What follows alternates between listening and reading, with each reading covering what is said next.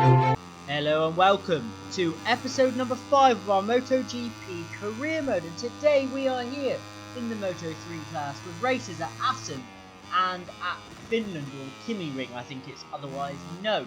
Now these are two tracks that I'm not great at.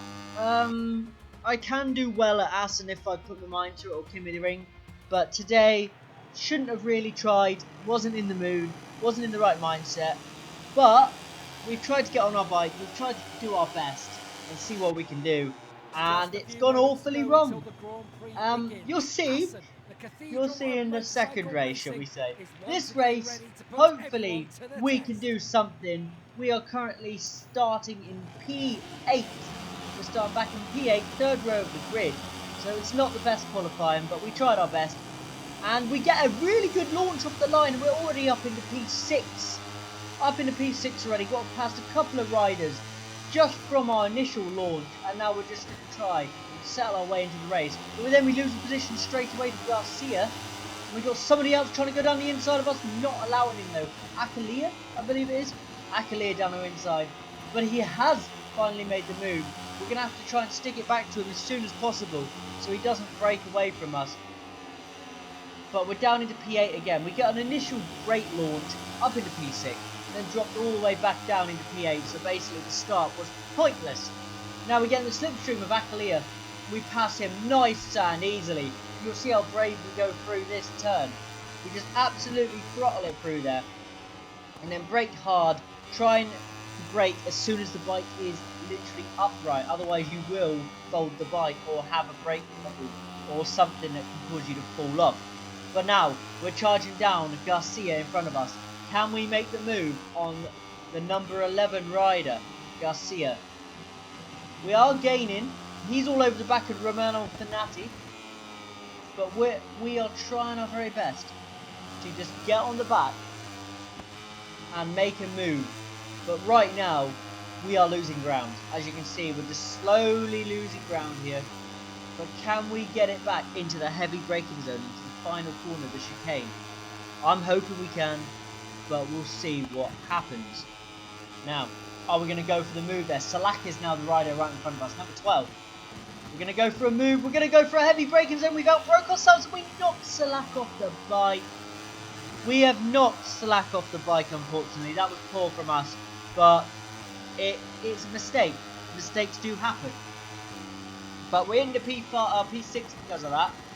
There's not a lot we can do. We have to just settle down, continue our race, and hope we can put that mistake behind us, because we're not a rider that likes knocking off others, and unfortunately that's exactly what we've done there. Now the highlight is continuing. Not really sure why, because I'm pretty sure we're not close enough to anybody to make a move. We try and get a nice run out of their hairpin and down the back straight now. We're nowhere near anybody. We're having a few gearing issues. We can't figure out what gear we need to be in either. It's just getting messy for us today. It's not been a good one. But we're trying our best. And as you can see, a little wobble there on the brake. And we jump now to lap 3. We are now on the back of Romano Fenati. Can we make a move using Power Mode 3 down this little straight with a kink? We go up into Power Mode 3. We turn too much already. But now we're trying to use it to go down the back straight. Just about okay there, so the curb does not wobble us off. And you can see we're getting closer. We're gaining on Fenati by the corner. Getting a lot closer now. Are we going to go for a move? We broke really late, and Fenati has kind of just put his bike in the right place, and we've gone off the track and lost time. And as you can see, we currently do have the fastest lap of the race as well.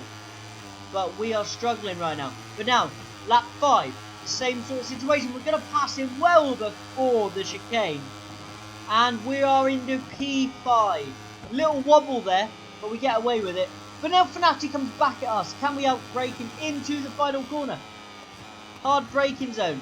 Side by side. We don't really want to be going side by side there. And we give up the position to Fenati. And he remains in P5. But now we're in the slipstream. Can we make a move into turn 1? Fenati on the inside. We're going to go for a little switchback line. And we do. Very aggressive move from ourselves there. And hit Fenati slightly. But now we're into P5. We're back in front of him. Is he going to come back at us? I wouldn't be surprised. Fenati seems to have a lot of fight in him right now. And he does not want to give up this P5. We need this P5 for the championship battle. And there he is again! Fenati down the inside of us again. But we will get him back down the straight with the Power Mode. Well, not even Power Mode 3 this time. Power Mode 2 just to put the bike in a straight line. But we're back into P5 again. Us and Fenati having a nice long battle here. And it's quite nice to watch. It's very entertaining. And I really enjoyed riding it, to be honest. It was a lovely battle. And as you can see, we've got a 2.3 second gap to the rider in front. But now Fenati comes back at us again. And we're back past him again. We're losing all this time now to Darren Binder. We've realised that we cannot catch the riders in front. And we're just battling with Fenati. But we make a slight mistake. They get a track limit warning for losing time. Which is a bit silly, but don't get me started on that. Fenati's back in front. Now we're into Power Mode, staying in Power Mode 2 actually. I thought we'd have gone up to Power Mode 3, but I don't feel we need to. Use the slipstream, go down the inside. Oh my god, that is not a place you want to be overtaking another rider.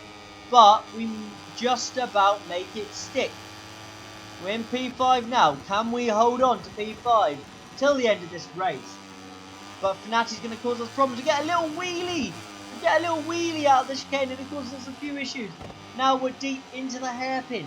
And Fenati down our inside again and he passes us again. Romano Fenati's not giving up on this position. And he is back in front of us. But we get him on the slipstream. And we're back into P5. And there's Fenati again down our inside.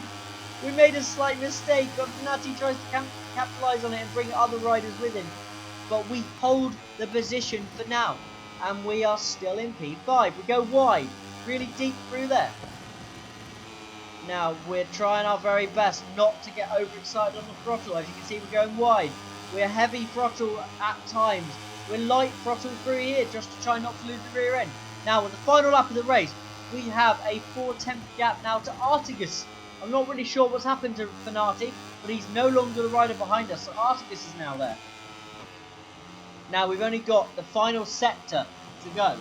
Just need to nail the final sector and it will give us 5th place. We get a little mistake through there, tiny mistake, but we should gain through here. We're much quicker than the AI through this section.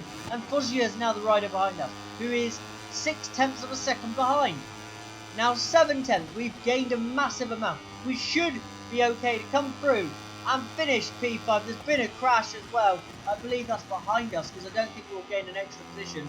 We use all the curve through the final corner, come to the line, and it's going to be P5 here in Assen.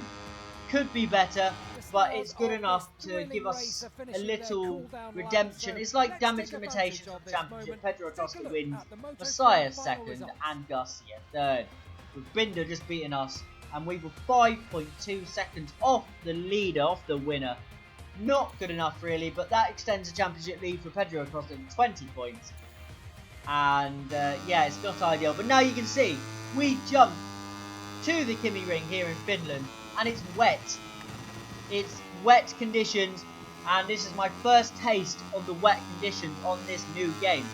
And it's safe to say, I do not like them. I do not like them at all. I struggled massively just to try and keep the bike in a straight line, keep the bike on the track. We're staying with us, I believe, for the majority of this lap. You can see how wet it is. We are struggling with any sort of traction in a straight line here. Just going and kicking up a load of water behind us, a load of spray coming up to the camera. And we have to brake nice and early, way before you'd want to brake. You feel like you could go later. If you go later, you're going to fold the front. And we just about get that right. Try and get on the throttle. End up kicking the rear wheel out. And then we cut the corner slightly, but it's not invalidated our lap, but it has lost us time. We are struggling for any sort of grip. You can see how tentative we are on the throttle, how slow we're having to go realistically on a quali lap. This is Q1 to try and get into Q2, and normally we're in Q2 without an issue. Today doesn't feel like it because we did practice in the dry and was not fast enough. We're not fast enough at all. We just have not gelled with this circuit at all. but we're trying our very best to just damage limitations, really, just see what we can get out of the weekend. As you can see, deep in there, try and get on the throttle, lose the rear end, try and get on the throttle again, lose the rear end. Wiggling all over the place. We're trying our very best. This is a push lap, and it's only good enough for 10th place, actually. A 2 minutes and 8 second lap. Now, can we improve? We're 1 point something up, and it's a 2 minutes 7.4, and that's literally the best lap we could manage. We could not improve on that. Pole position, or the fastest in that session, was a 2:04.38. Wow. Just wow.